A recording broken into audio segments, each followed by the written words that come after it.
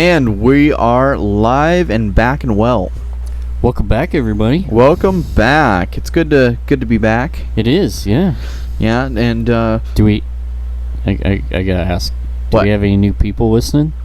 Not that I saw. Really? Because I know I told a couple people to. No, start I'm just kidding. listening. Yeah, we're up by we got up by 10 again. Okay. So- I know at least two of those were people I told to start listening. Yeah, what are we at now? We're almost at 200 people. Wow. That's that's awesome. No, I can't math very well, so it's probably like less than that. Like but 160 or something. yeah, probably. But Wow. we are getting up there, and we do very much appreciate everybody supporting us from back at home and from all over the world. Yeah, that's awesome. Yeah. And do we happen to have any Voice messages? Yeah. Do we? No, sadly we do not. It's just one of those things that it's gonna happen every now and again. You know, no voice messages. They don't love us. You know, we're not very Any entertaining. text, anything? Nothing. Jesus, Not silent. a damn thing. We got new followers on Facebook, which is also very awesome. And if you guys need another reminder, please voice message us on the Anchor app to have your idea featured on the next episode, maybe. Or if you guys just want to drop in and say hi, you can also go down to the Facebook page, Fearful Thoughts, on facebook.com, and check us out. We have a group page for the Fearful Crew, all that want to join, Ooh. all that are welcome. Anybody wants to leave their thoughts, ideas, stories of their own? Or if you just want to fuck around and have some fun on there, post some memes. Yeah. I mean, I know I've been putting quite a few out there on there. Some memes. Some memes. Yeah. Memes. Yeah. Some fucked up looking ones. Yeah, I've seen it. Can't help it though, you know. So, yeah. we got kind of a holiday coming up, don't we? Yeah, it's turning into that time of year again where you better hope you don't forget or you're sleeping on the couch. We got Valentine's Day coming up. Don't worry, it wasn't the anniversary. Oh boy, I Unless- was starting to wonder. So make sure that you guys, have some special plans going on. I hope that you guys enjoy yourselves, and this love, horror, and weird shit that we're about to talk about today might just change your mind. It might. I mean, I've got some stories in here of some Valentine's dates gone wrong. Big time. Talk about turning off. So yeah, do you have any plans for Valentine's Day, you and the wife? What I think probably just gonna be a laid back, kickback day. Nice little dinner at home, peace and quiet. Ooh, there you go. We've had quite the household over the past couple months, and now the house is pretty empty. So The nest is empty. yes, so it'll be a nice quiet one and a few drinks. Few drinks, sex dungeon, Gonna call go it out good. of town, I'm just maybe. Never know. Yeah, there you go. Where are you gonna go out of town? Gonna head to Spokane, possibly. Oh. Go look at some kitchen cabinets because we're still dealing with all that fuckery. God damn, I know. You're gonna have to send me some pictures. Maybe even post some pictures on the page. Let people know what you're gonna get. Yeah, maybe. Yeah, that'd be pretty cool. So I got. I'm not trying to steal your fact of the week thing here, but I got something really But you cool. are. Yeah, I get it. Yeah. So, ladies and gentlemen, get this. One of the biggest creepy facts about Valentine's Day, sorry to ruin it, ladies, I really do apologize, is that it is not actually celebrated everywhere in the world. However, Time to move to a place where it's not celebrated. yeah, there you go. However, more than just that, it is actually against the law in some countries. For example, Valentine's Day is banned in Saudi Arabia. The Commission for the Promotion of Virtue and the Prevention of Vice restricts the sale of roses and anything red. That includes fake blood, all you horror freaks and geeks out there. So, if you're trying to celebrate you might just end up in jail for your special holiday. Yeah. The only Valentine that might add to the thrill of it, though. Yeah, the only Valentine that that person's gonna be getting is dropping the soap.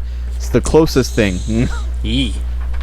All right. Well, with that all said, are you ready for the fact of the week? I am most definitely. Well,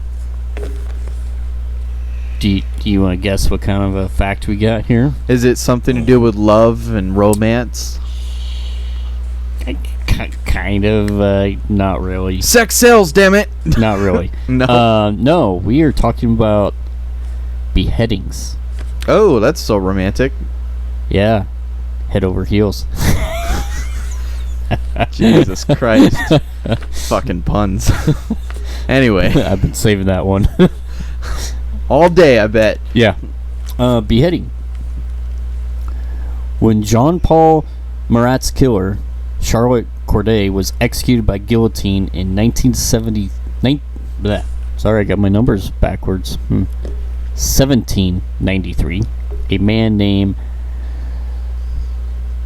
Francis allegedly lifted her head and slapped both cheeks. Onlookers claimed that Corday's face took on an angry expression and her cheeks became flushed. There are other reports from history of severed heads that seem to have shown signs of consciousness. Anne Boleyn, for example, apparently tried to speak after being beheaded. But are these stories bogus? Or is there some scientific evidence that the head can remain conscious after it has been separated from the body? Ooh, that is extremely interesting, actually, and really gross. Yeah, there was a lot more on this topic, but I kind of like cut it back a little bit and kept it a little short. There's some scientific evidence that says, while yes, you're still conscious, it's for a very fleeting second, like. Yeah, but your brain still stays active for like 2-3 minutes. Did you know from that? what I saw, it said no. It really? Yeah, from some of the stuff I saw, it said no. It said like 20 seconds. 20 seconds. Oh, okay, because I thought that there was still like your brain, it still has that The neurons function. Yeah, the neurons doing still their thingy. fluctuating through. And that might be, I was looking for consciousness and stuff like that. Okay. So 20 seconds is what they claim. You're still somewhat aware of what's going on. God, poor Ed Kemper's mom. Did you hear what he did to her? No. He cut off her head and he continued to neck fuck her through the throat. He was throat fucking her headless head, or her headless head. Yeah. That's awful. That's awful. Oh, wow. boy. Yeah. Holy cow. Jesus. That's crazy, man. It was like just one of those things, man, that Jeez. that's love. That's why I thought you were going with that. No, I was like slapping her cheeks, huh? No. Damn, No. that's insane though. Like, could you imagine being beheaded and then still knowing that you're alive, looking out on everybody? Like, Somebody oh, picks God. your head up. And Yeah. Like you see your own body, and you're like, oh man. Yeah, no shit. Like, yeah. That'd be insane. For 20 seconds. And I would imagine that you would still feel it. Like you would still have that. If you were awake, would you still feel it? I don't think so. One of the things I was reading on was talking about, it does depend on how sharp the object is and how fast it goes through you, as far as like how much you actually feel. I don't necessarily doubt that they were sharp, but I would feel like back then it would be more of just like a blunt force that's chopping your neck off. You know what I mean? Like, it doesn't necessarily have to be sharp. It would just come down and freak. I don't know. I mean, with the guillotine, it's pretty sharp. No, I guess it is just like a really thin piece of sheet of metal. Yeah. Okay, I guess. But it is thinking more like interesting, an axe. if you would like still have some feeling. I mean, Fuck that. eesh. Poor Kemper. Yeah. Mrs. Kemper. Dang. She probably felt all of that. Oh, Can you imagine just her ghost is just sitting there shaking her head like, what the fuck? Come on, really? chop my head off. Now you fuck it. Oh man, Jesus. that is crazy. So Yeah. are you ready for today's game? I had an interesting one this week. I don't know that I'm ready for this. I mean, jeez. You got it. Let the game begin. You got it. You got it. You got it. Okay. Telling you. So, 2 truths and a lie, ladies and gentlemen. This week we got, according to statistics, as much as 15% of women in the United States might send cards and flowers to themselves, just so that they don't feel left out on Valentine's Day. Those poor bastards. Anyway, one of the biggest, creepiest facts about Valentine's Day is that in the mid-1900s, Valentine's Day cards were very aggressive and direct. In fact, they took the idea of stealing someone's heart quite literally, going so far as to depict scenes of kidnapping with guns or worse. And in a small rural place in Norway on Valentine's Day, it is tradition to eat the heart of an animal for dinner, typically being a chicken heart, pig's heart, or even cow heart, depicting the celebration of love and strength. Wow. Got some loving shit for you people tonight. Super caring there. Yeah. It's a tough choice, isn't it? It really is. Man. I could have made up any of those. I'm just saying. Right. Oh boy. It's just what you think. Yeah, I don't know,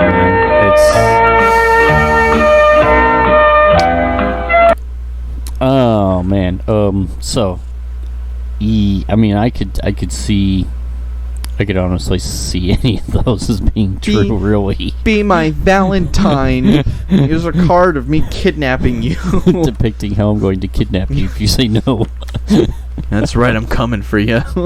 Jeez.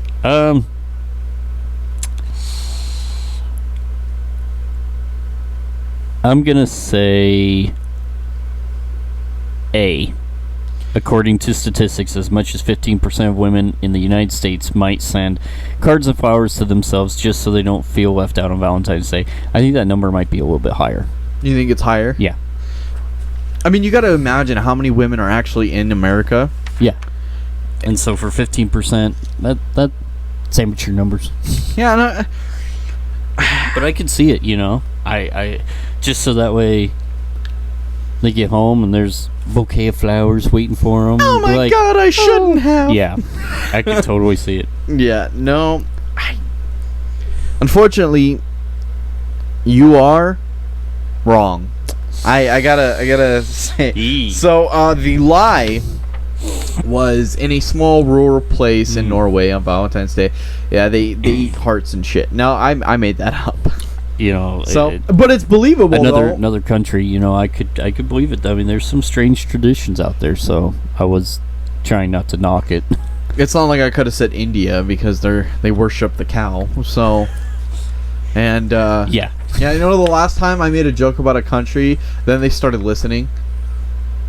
Have they sent you death threats yet? I don't know, not probably. I just probably haven't gotten them yet because they're slow ass Wi-Fi. Thanks, Putin. No, I'm just kidding. I'm kidding. Well, Google's still trying to translate the email.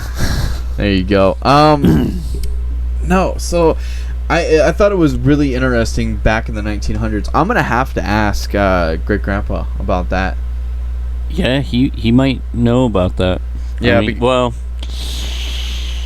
I feel like he would do some shit like that. I'm gonna kidnap you. He was dating twins at one time. I know. He told me he took twins to the fucking prom. Yeah, he got to the point where he had to marry one of them, and he couldn't choose between the two of them, so he broke it off with them. Yeah, my great grandpa was, and like they knew that he was dating the other. Like it was no secret, nothing. do you know one of my favorite songs by? I'll just sing this song. I got hoes. Oh, yes. Oh, Nate Dogg, you said it right. One of the greats. Play that to Great Grandpa one of these days and see what he says. It's going to be at his funeral. I'm going to be playing that. There is a family myth in our family that my grandfather steals the life force out of every woman that he marries. He's a vampire. I'm saying it. I don't think he's a vampire. I think he's more or less just stealing. Like, he has to spend time with that person to gain their life force. Well, there's different types of vampires. Just through the myths and stuff. Sucking the fun out of it? Yeah, ones that feed off of emotions.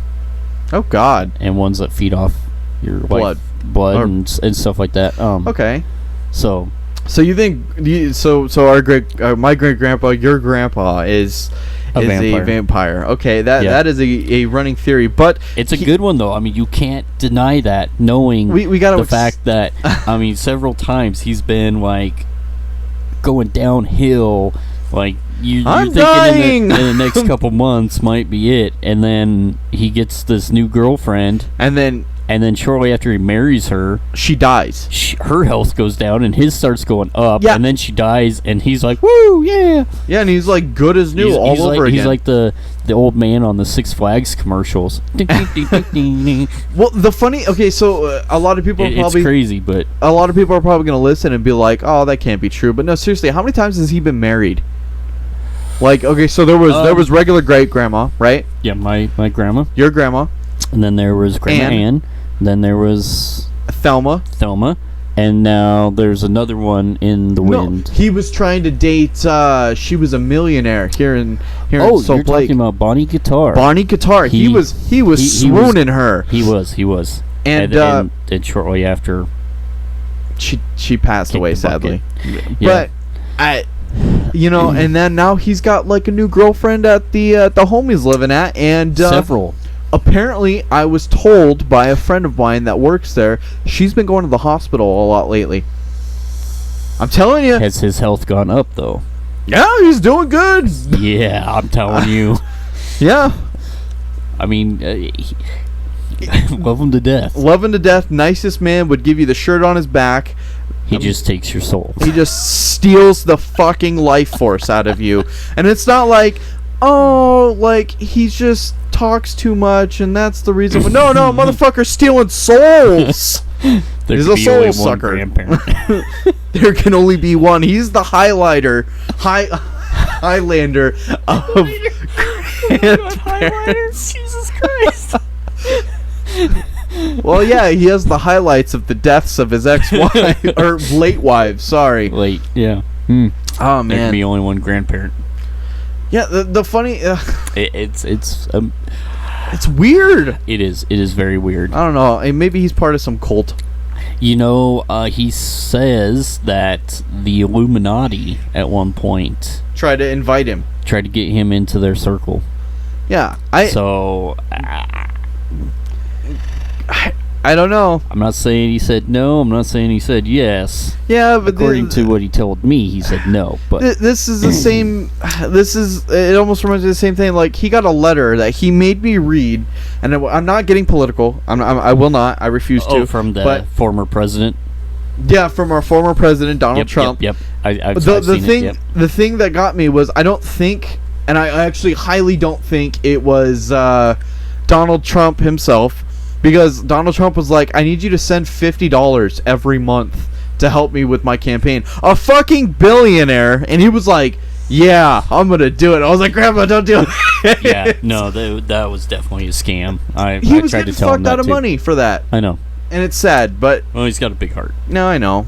But anyway, so it's got off track. But he is definitely a, what you would call... vampiric. Hopeless romantic. Oh, yeah, definitely. Yeah. He runs in the family. It definitely runs in the family. Valentine's Day. Watch, he's going to have like 4 grandmas at the home. I wouldn't be surprised. He's all going to be like, hey, baby. Yeah. That's exactly what he's going to do. That's how he's going to start. And then all of a sudden, he's going to be like, oh, yeah. I'm telling you. It's gonna happen. It is. Oh man. So so this week I got some pretty interesting stories. Take us all the way back in time to the time of the Great Mayan Temple. Ooh. So we have the Aztecs. Nice, man. And then the mythological creature, the little bastard with a diaper. The cryptid? And a cryptid amongst the community with a bow and arrow that will pierce your heart into next week. Mr. Cupid himself. Ooh. Yes. So I'm going. That's just. I'm curious about the Cupid one. Cupid one. Yeah. So I couldn't find a whole lot on it, but he, little bastard, I swear. So we're gonna start back in ancient times, and we're gonna go back into the days of the Spanish warriors and the human sacrifice bullshit that was going on back then. All right. In addition to slicing out the hearts of victims and spilling their blood on temple altars, the Aztecs likely also practiced a form of ritual cannibalism. Oh, are you takes eat your heart out to the next level. When the Spanish conquistador Hernan Cortez and his men arrived in the Aztec capital of Tenochtitlan in 1521, they described witnessing a grisly ceremony. Aztec priests, using their razor-sharp obsidian blades, sliced open the chest of sacrificial victims and offered their still-beating hearts to the gods. They then tossed the victims' lifeless bodies down the steps of the towering Templo Mayor. Andreas de Tapia, a conquistador, described two rounded towers flanking the Templo Mayor, made entirely of human skulls, and between them a towering wooden rack. Displaying thousands more skulls with bored holes on either side to allow the skulls to slide onto the wooden poles. That just sounded like the dirtiest fucking sentence. Anyway. Wow. Yeah. You doing good there. Yeah. Wooden holes. Put your boner away. Holes. Bad. Bad. Now, reading these accounts hundreds of years later, many historians dismiss the 16th century reports as wildly exaggerated propaganda meant to justify the murder of Aztec Emperor Moctezuma, the ruthless destruction of Tenochtitlan, and the enslavement of its people. But in 2015 and 18, archaeologists working at the Templo Mayor excavation site in Mexico City discovered proof of widespread human sacrifice among the Aztecs. None other than the very skull towers and skull racks that conquistadors had described in their accounts. While it's true that the Spanish undoubtedly inflated their figures, Spanish historian Fray Diego de Duran reported that 80,400 men, women, and children were sacrificed for the inauguration of the Templo Mayor under a previous Aztec emperor. Evidence is mounting that this gruesome scene, illustrated in Spanish texts and preserved in temple murals and stone carvings, are true. Why did they carry out such brutal ceremonies? John Verano, an anthropology professor at Tulane University, explains the practice held spiritual significance for the Aztecs. I quote, "It was a deeply serious and important thing for them," says Verano. Large and small human sacrifices would be made throughout the year to coincide with important calendar dates, he explains, to dedicate temples, to reverse drought and famine, and more. The rationale for Aztec human sacrifice was, first and foremost, a matter of survival. According to Aztec cosmology, the sun god was waging a constant war against darkness, and if the darkness won, the world would end. They keep the sun moving across the sky and preserve their very lives. The Aztecs had to feed the sun god, and also known as the sun and war god, with human hearts and blood. Human sacrifice also served another purpose in expanding Aztec empire of the 15th and 16th century: intimidation. The ritual killing of war captives and the large-scale displaying of skulls were visceral reminders of the strength of the empire and the extent of its dominion. DNA tests of recovered victims from the Templo Mayor site show that the vast majority of those sacrificed were outsiders, likely enemy soldiers or slaves.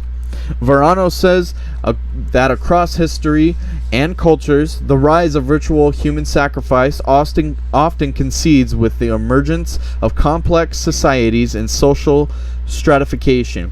It's a particularly effective method of intimidating rivals and keeping your own people in line. Just look at the gladiator battles of imperial Rome and the mass burial sites. I can't fucking talk. Burials of servants and captains alongside Egyptian pharaohs and Chinese kings. So I do think that I can't pronounce words. Wow. Yeah, definitely not. You're really struggling today. Yeah, no, a little bit. Also, as hard as it is to imagine, many captured soldiers, slaves, and Aztec citizens went willingly to the sacrificial altar. To give your heart to the sun god was a tremendous honor and a guaranteed ticket to the blessed afterlife, fighting in the sun god's army against the forces of darkness. The nature of warfare during the height of Aztec power was also unique. By the late 15th century, the Aztecs had won control over large swaths of central and southern Mexico. The only remaining holdout was the neighboring city-state of Tlaxcala to the east. And some of these words, I was reading online, like the gods and stuff, like it's they don't even know if they're pronouncing them right. Oh, okay. Some of the places I did try to fact check, and not fact check, but the I tried to the pronunciation. Yeah, on some of these words, and it was really hard to do. I can't roll my tongue like that. You're not Hispanic enough. I'm not. Not enough. Instead of engaging in violent battles to the death, the Aztecs and Tlaxcalans agreed to fight so-called flower wars, ceremonial battles in which the goal was to capture, not kill, as many enemy combatants as possible. Verano says that these battles provided an important venue for young Aztec warriors to gain social status by bringing home a gaggle of captives, some of whom would ultimately be sacrificed. In addition to slicing out the hearts of victims and spilling their blood on the temple altar, it's believed that the Aztecs are also practiced a form of ritual cannibalism.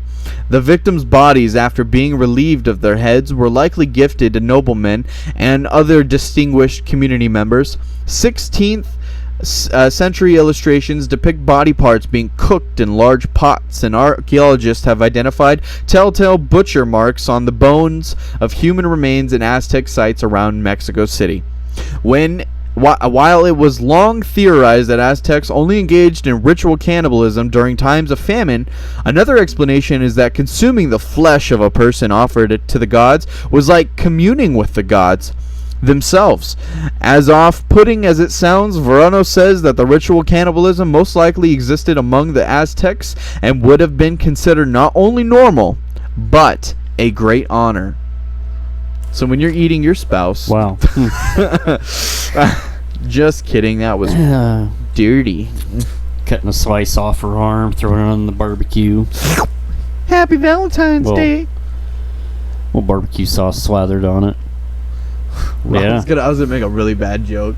I was gonna say roast beef sandwiches. A little bit of roast beef. Oh man, you didn't. That's right, I took it there.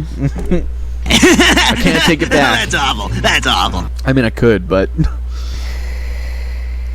yeah, you could and probably should. We are explicit. It's okay. It's okay. It's alright. My grandma tries to listen to these. What? Yeah, grandma's listened to some of them. And she just shakes her head. Wow. I had no idea. Jesus. Well, on that fact, we're getting canceled next week. So yeah, what did you think about Wow, that was interesting. I didn't know that. that? A little blast from the past. Yeah, that was good. Little history lesson. I'm like Miss Frizzle taking you back to the time of the Aztecs. Fucked up, Mrs. Frizzle. Miss Frizzle is pretty fucked up in general.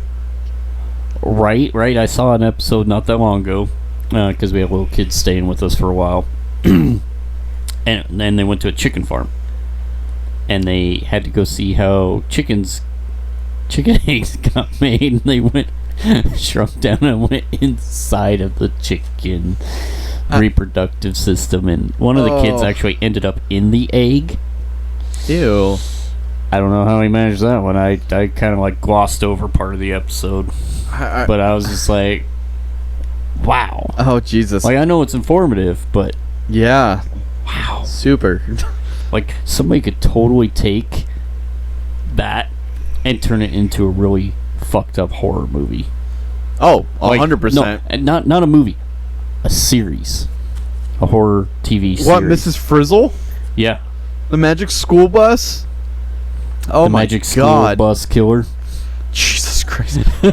Come on, there- it could happen. It could happen. And you know who could make it happen? Who? Shudder. Shudder. Fucking Shudder, dude. You keep bringing them up. Because they have some really badass content on there. They do have badass content, but I'm not going to promote you anymore, Shudder, if I don't get a sponsorship. Just kidding. I do love Just it. finished a movie last night that was on... It was on Shudder, I think. For a second, I was thinking it was on a different show or a different Streaming. program, but it was Shudder. Nightbreed. Clive Barker's. Huh. What's that about? It's about this race of monsters called the Nightbreed, and they each have their own like weaknesses. Like, some it's sunlight, some can be killed by bullets, and Huh. some of them could turn into animals. This one chick could turn into smoke. Oh, that's cool. Yeah, really good show. If you haven't seen it, you should check it out. This is like my 10th time watching it. That's how much I like it. On Shudder. I believe it was on Shudder. It might be on Netflix too, or some of the other streaming. This was the director's cut that I watched. So Oh, cool. Yeah, I'll really, check that really out. cool, really cool. I'll be down. On Netflix though, I started watching The Chilling Tales of Sabrina, the newest season. Oh, yeah. We you- were watching it. I'm not ahead. You're not on the newest season? No. I'm only on Oh. season 2. Man, I tell you what, I'm so excited for this new season. I'm only on like the 3rd episode. They are bringing in the Eldritch Terrors. Oh, shit. You know where that comes from, right? It sounds familiar. Do tell. Mr. H.P. Lovecraft himself.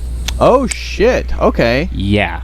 And I don't want to give too much away, but let's just say one of the monsters they previewed it was at an ocean, and tentacles were coming out of the water.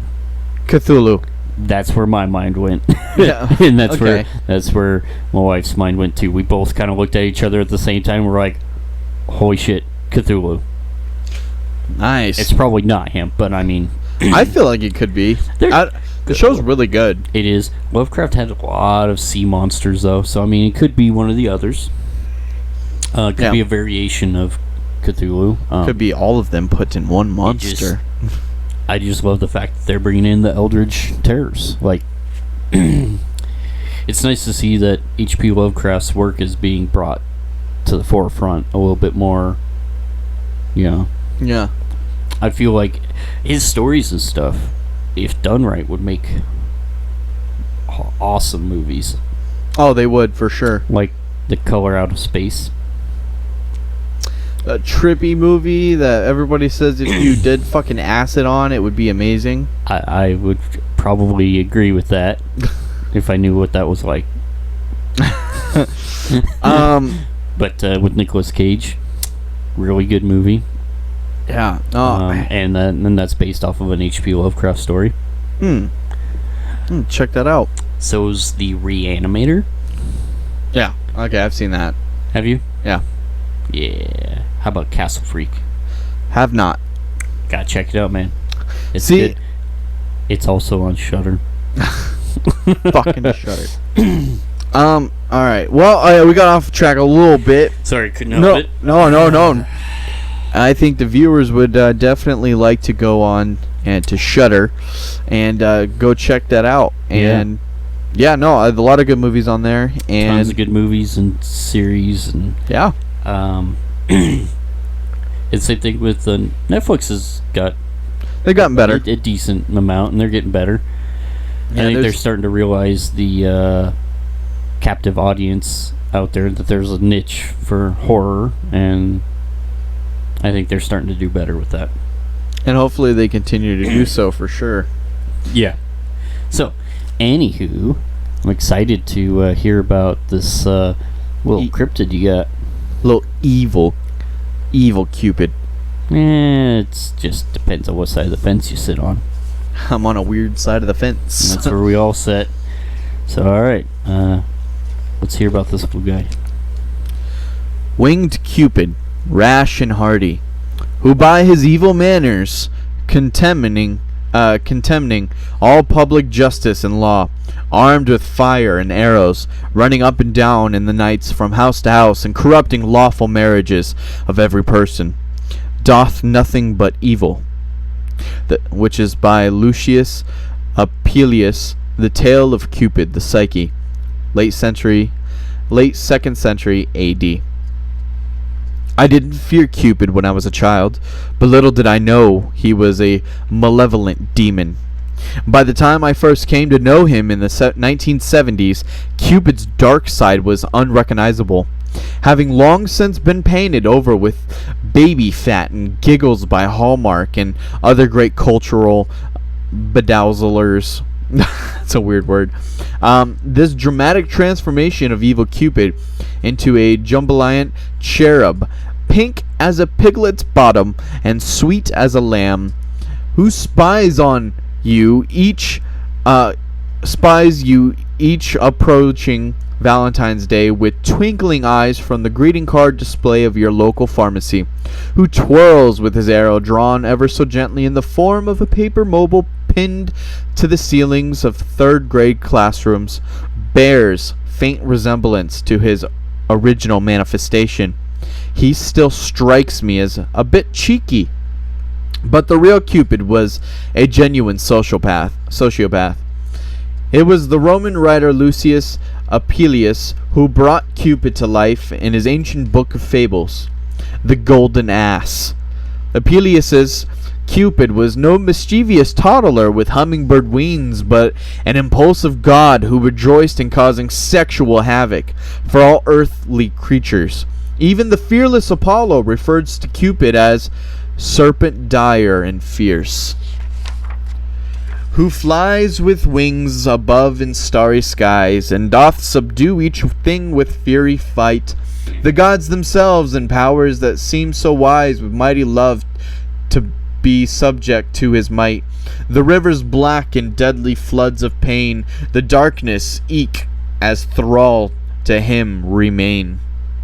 Apuleius' story reads like a 2nd century black comedy. Cupid's mother, Venus, is jealous of a mortal girl named Psyche, whose beauty surpasses even her own. Seeking vengeance, Venus recruits her son, this bringer of misplaced desire, to shoot one of his fearsome poisoned arrows into the young maiden, so that she'll forever covet the first reproachful thing she sets eyes upon, thereby punishing Psyche's disobedient beauty with a shameful attraction. I pray thee without delay, says Venus, pleadingly to her son Cupid, that she may fall in love with the most miserable creature living, the most poor, the most crooked, the most vile, that there may be none found in all the world of like wretchedness. Cupid breaks into Psyche's house one night, and fully intends to do just this for his mother. But he becomes so smitten with Psyche that he accidentally pricks himself with his own poison arrow while watching her sleep. This forever blinds the two that leads to Psyche's entry by marriage into the Roman pantheon, and, to put it mildly, a rather tense relationship with her new mother-in-law. Love may have saved him in the end, but Apellius's Cupid wasn't so much a romantic matchmaker as a devil subjecting hapless people into a toxic lust, one that blinded them with hypersexual urges. This allergy of a capricious god who pierces mortal hearts only to burden them with some scandalous attraction out of sheer boredom, or as favors to other gods, is reminiscent of nature's cold mindlessness when it comes to humanity sexuality. Individuals with the most deviant desires have similarly found themselves at the whim of a terrible randomness. And that's what I got. I like him. You like him? I like him. A little deviant little Cupid? Yeah. You know, I'm looking at some of the pictures you got up here, and it's pretty cool, huh? Looks like my kind of guy. Yeah, he's the creepy ones. I was like, yep. Yeah, I like it. Wow. So, fucked up Cupid. Cupid. I like him. So, ladies and gentlemen, if you are worried about not having a soulmate or a lover to share this Valentine's Day with, do not worry. That means that Cupid is not watching you from above. That's a good thing, by the sounds of it. I mean, so if you hate everybody, it just makes it a little bit better in life. You get to live a little longer. You get hate more things. Yes, you do. So on that note, I'm gonna say it's time for a quick little sponsor break. Sponsor break. Brought to you by Anchor. Take it away, Anchor. They're here. And we're back. Ooh, yeah, we're back. That was a good break. That was a good break. Mm-hmm. Much needed. Get up, stretch the legs. Oh, yeah. Walk around a little bit.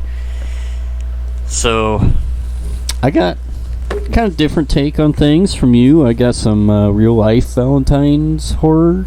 Ooh. Not the alleged stuff like what you got. Okay. Well, I mean, the one is historical, but the cryptid, you know. Okay. I got actual murders. Yeah, murderers? Yes, murders. Oh, shit. Yes. One of them is called the St. Valentine's Day Massacre. Jesus Christ. Oh, yeah. It's good stuff, my friend. Was good it stuff. Cult? No. Oh, okay. No. And you'll see here in just a second So, without further ado, we will get into the St. Valentine's Day Massacre.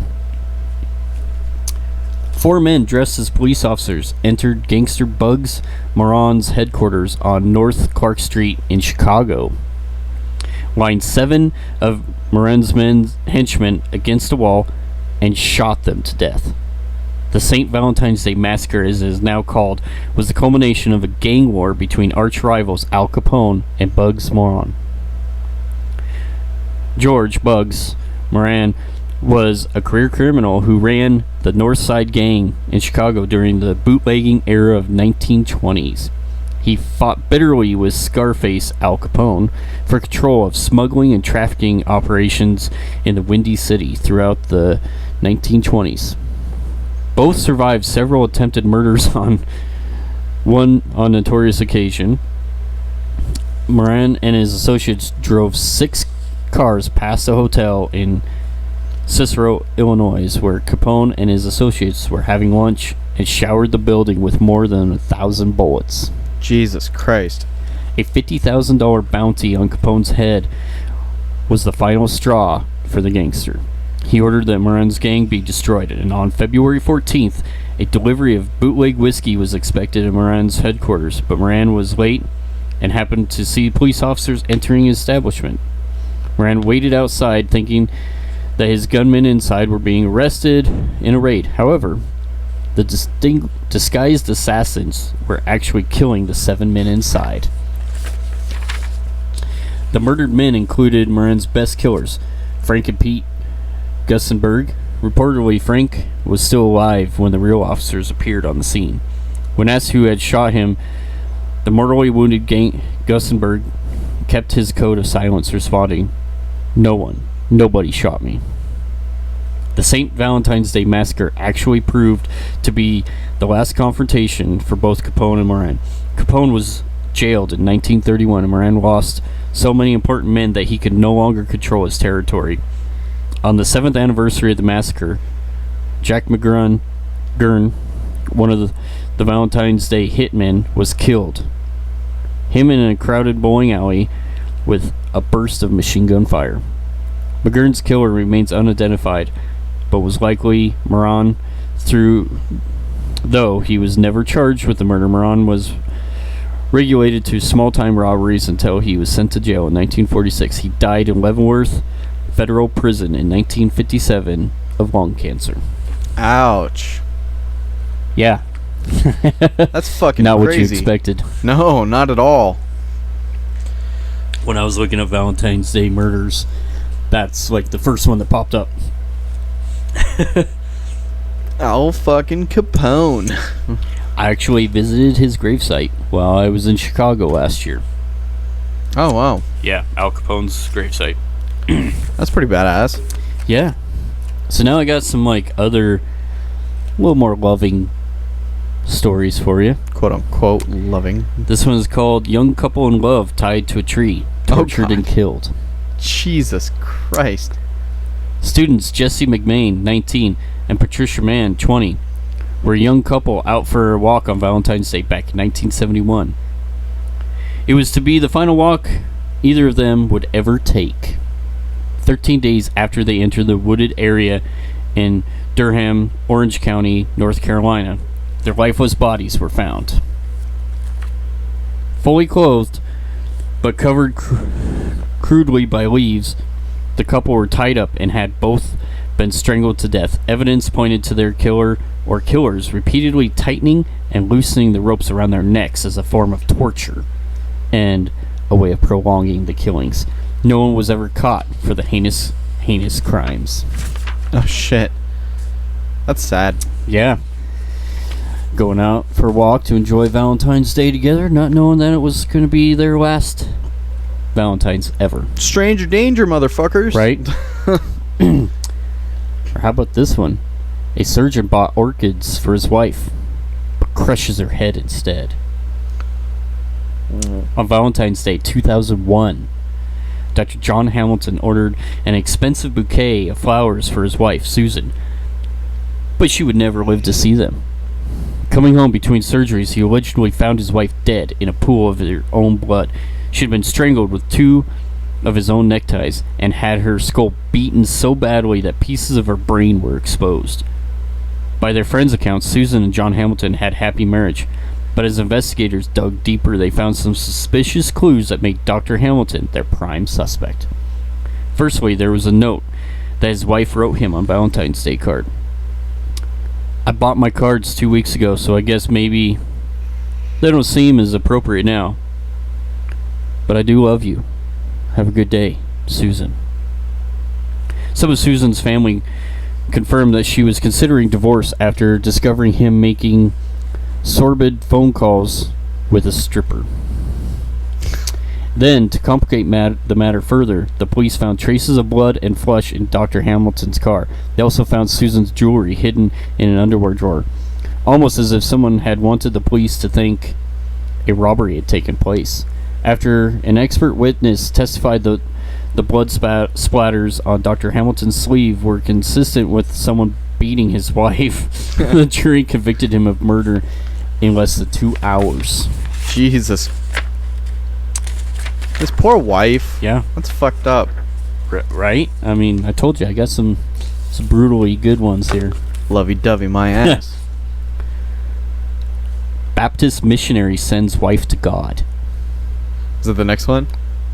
Yes, that's the title of the next one. Oh. On Valentine's Day, 2013, Minister Nathan Luthold gave his children Valentine's Day cards before school, but the only thing he gave his wife was a bullet to the face. It took a jury only 90 minutes to find him guilty of murdering his wife, Denise Leuthold. Had laid in wait for his wife to return home so he could fire a gunshot right through her head. Investigators found that she made hundreds of internet searches about how to most effectively kill someone. He had Googled how much poison a human body could withstand and how to quietly fire a .40 caliber Glock handgun, the weapon he used to murder his wife. Furthermore, he had used his children's college fund to pay his mistress hush money to not tell the police they were having a sordid affair. The mistress was at the house often, teaching the children. He was sentenced to 80 years. Damn, what was she teaching? How not to fucking get caught? How to use a condom. Alright, get your banana. Oh, cucumber. Man. Yeah, that was a good one, huh? That was a good one. All of these end pretty well. I mean, when you mean well, does that mean gruesome? Bad. Whatever. Well, all's well that ends well. Alright, go. Bitter ex stabs former girlfriend for revenge. Fuck that bitch. 25-year-old Tiana Notice broke up with her boyfriend James Carter because of his frequent, volatile, and sometimes violent behavior. Carter wasn't willing to give her up, however. Even after she received multiple restraining orders, he continued texting, calling, and emailing Tiana, eventually culminating with these threats. Trust me, baby girl. You're a go to lose everything. As God is my witness, punishment is the way to be prepared. You will have nothing but bad luck. You hear me? Remember this email when karma bites you in the ass. Jesus. But you will have to answer to God first before screwing James's family over because of everything they have done for you. Despite frequent police interventions, Carter kept trying to visit Tiana at her home and workplace and wrote her many letters. His behavior alternated between extremely hostile and extremely apologetic, oftentimes trying to make amends and get back together with Tiana. Tiana returned to the police with this email, and they finally agreed to take Carter in for violating the restraining order. They wouldn't be able to arrest him in time, however. On the evening of Valentine's Day, 2009, Tiana was killed by over 20 stab wounds inflicted by her ex-boyfriend James Carter. Carter sentenced to 60 years in prison. Damn. Talk about a heartbreak. That's so fucking... Man. He wasn't ready to let go. I love you. I hate you. I love you. I hate you. All right. I'm so sorry. Well, at least he didn't try to go the... I was possessed. Yeah, the devil made me do it, you know? The devil made me stab her. Fuck that bitch. Right. Alright, well, husband murders wife, stuffs pieces of her body in garbage bags, and blames the police for everything. What? Yeah. On Valentine's Day, 2007, Stephen Grant notified the local police precinct that his wife, Tara Lynn Grant, was missing. After interviewing Stephen, police discovered that there was a 5-day gap between when his wife went missing and when he reported the disappearance. Jesus Christ. Nothing like waiting until the last minute, right? Oh shit, I don't know where she is. I better report this now. Jesus. Stephen Grant immediately began going on a media bonanza, appearing on tons of shows and accusing the police of harassment. In early March, police executed a search warrant on the Grant's home and found mangled pieces of Tara's remains on the floor of the garage. Stephen Grant had apparently originally dumped his wife's body in a local park, but moved it back into his garage after hearing the police would be searching the park. Jesus Christ. So morbid that we're laughing, but it's okay. I'm sorry. I know. Me too. Oh my God. Stephen Grant had, by the time of the search, fled the state, but police caught up with him in Michigan by tracking a phone call he made to his sister. After being brought in by the police, Grant confessed, saying that he had strangled his wife after she belittled him and bit him He was sentenced to 50 years in prison. I can't help you anymore. Right, that's exactly what I was thinking. Need a fucking t-shirt like that. We do. Oh man, that's great. It's a little chilly in here, otherwise you'd see my shirt. I wore in a very appropriate shirt for this today. Actually, maybe I can. I have that same shirt. Love sucks. With Dracula on it. Hell yeah. Fuck that bitch. Okay. So I got a few more for you, little buddy. I got 3 more stories. Let's get it. Are you ready for these guys? I mean, I'm enjoying it. Let's go. parents walk in on a crime, but don't realize it till it's too late. What the fuck? The Carlsbad, California murder of developmentally disabled Jodine Serin, 39, played out like a nightmare for her parents who saw her killer but didn't realize it until it was too late. Can you imagine? That doesn't make any sense. Like, you'll come to it. Okay. On February 14th, 2007, Serin's parents visited her condo and walked in on what seemed to be a man having sex with her in her bedroom. Embarrassed, the parents waited for the couple to emerge from the bedroom, but they never did. Serin was found strangled to death, and the perpetrator vanished. The case remains unsolved. Still? Still. God damn. So that's how the parents didn't, That takes pump and dump to the next level. Right? He's like strangling her, but her parents seem to think that they're having sex. Did they not notice like clothes on or something? Maybe like threw a blanket over. I don't know. Or maybe he was like raping her after she was dead. That could be. Maybe he was doing both at the same time. God damn. I don't know. The joys of love and Valentines. Yes. An old card trick. Card trick. Yep. Okay. Richard Schuick was a kind family man who enjoyed the simple life. His favorite pastimes were piloting hot air balloons, leading the Boy Scout troop, and spoiling his 3 adopted children.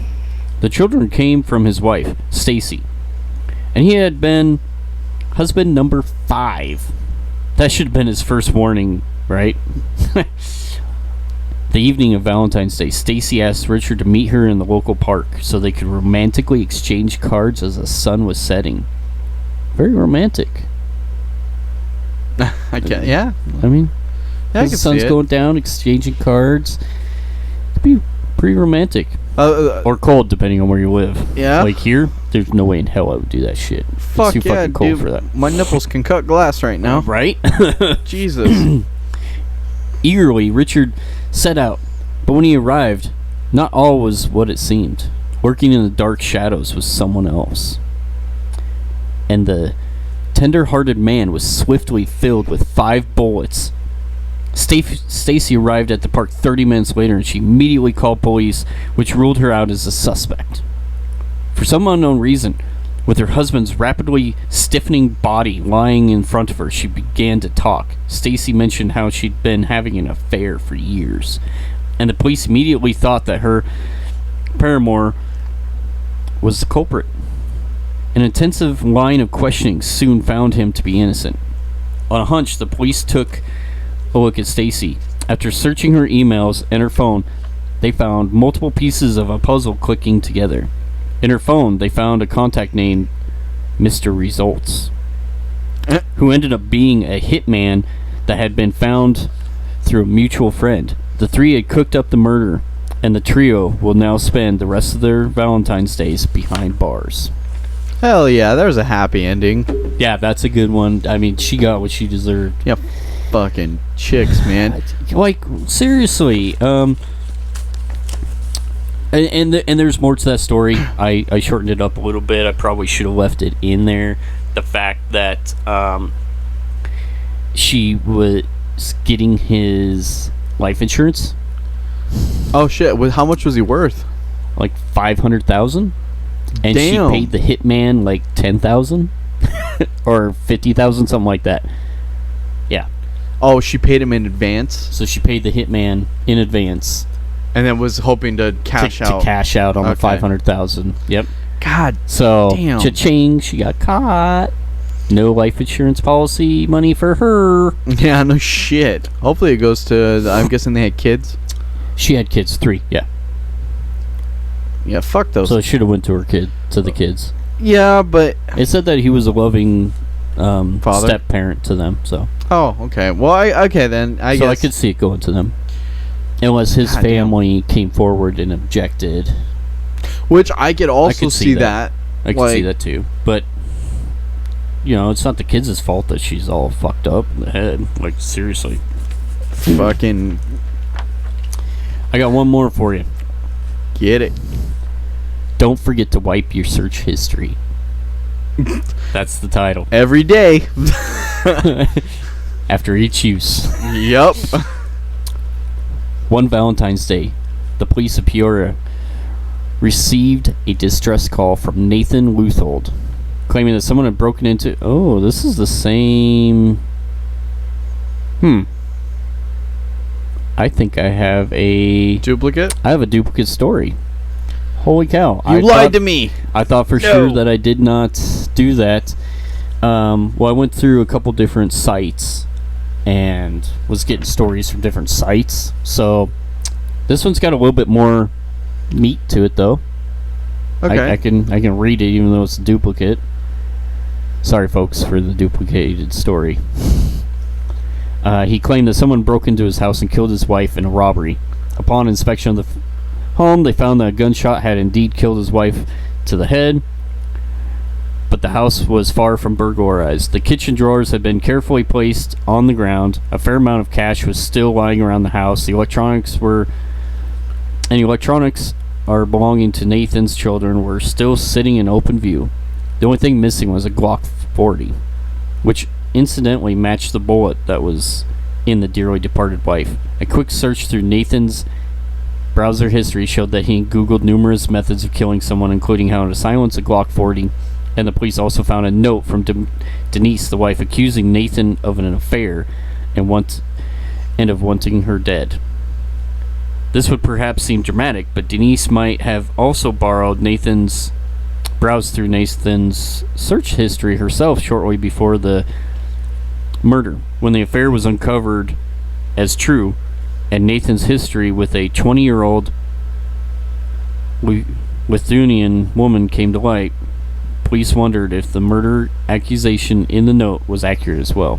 It didn't take long for the police and the judge to add up the evidence and to find Nathan guilty. Perhaps the scariest part was Nathan's lack of remorse and emotion throughout the entire trial. Even when he was convicted, he remained so cold. Yeah, so just a little bit more meat on the bone. Yeah, just a little bit more meat to the story. I do apologize for it being a duplicate. I try so hard to make sure that I don't have duplicates. You know? But it did add a little bit more to it. Yeah, it gave you a little bit more in depth of what was going on, too. So that's definitely good. Delete your browser history. God The thing is, though, is that technology being what it is, even though you delete it, a very deep search can find it. Yeah, they can see where that's being traced. Because, okay, so, like, I was reading this thing that the government actually tracks keywords that you type up on the internet, and they look at your IP address, and it gets pinged. Yeah. So, like, if you're, planning on killing somebody, don't fucking look it up on Google. Like, go to your library. I mean, they still have those. No, like, there was this kid, I can't remember what state, who looked up how to build a bomb, and it wasn't because he was going to kill anybody or anything like that. He just looked it up. Yeah. Curiosity or whatever. 2 days later, the FBI started knocking on his fucking door. Oh, yeah. Yeah, no, I can see it, especially, because of the horrific violence that happens at schools these days between the school shootings and stuff. I could definitely see why the FBI and stuff would keep a really close eye on some of that stuff, Yeah. I mean... No, it's understandable. Actually, we just passed the anniversary of the shooting that happened in Moses Lake. Oh, at Frontier Middle School. Yes. Yeah. I used to work with some girls that went to school and were in the school at the time of the shooting. Did yeah. That guy's still in jail? No. I think he got tried again as an adult. So. That could be. Recently. I don't recall. That's a topic for another day, I guess. We'll have to look that up. It's crazy because it happened before Columbine, if I remember right. I couldn't tell you that. I'd have to do a search to see, but I want to say it did. It just didn't get the nationwide media coverage that all these others have. Nationwide is on your side. Sorry, I had to. No, that's... It was a really fucked up story for sure. But, I mean, this goes to show that, like, if you're planning on having some sort of a... what do I want to say? If an affair with your spouse or anything like that, you don't have to fucking kill him. Just get it over with, rip the Band-Aid off, and fucking get a divorce or whatever you got to do. Don't kill them. Jesus Christ. Yeah, but there's some pretty twisted people out there that have some mental problems and need help. Yeah, definitely. I know. I agree with that 100%. But like, and I think that's where a lot of it comes from, is that they feel like there's no other way, and that no one's ever gonna love them like that person, and if they can't have them, nobody else can. Well, I don't even think it was that on some of the stories that you were telling. I think it was just more like a selfish thing. Like, very selfish. I don't want to look like the asshole. Like, so if I come back with this really hot Lithuanian chick, I'm not gonna look like the dick. And it's okay. I waited a couple years before I got this supermodel. Right, yeah. Or the insurance money. It's an interesting one, you know? I mean, for sure. God damn. Love is sucky. Like my shirt says. Yep. Love sucks.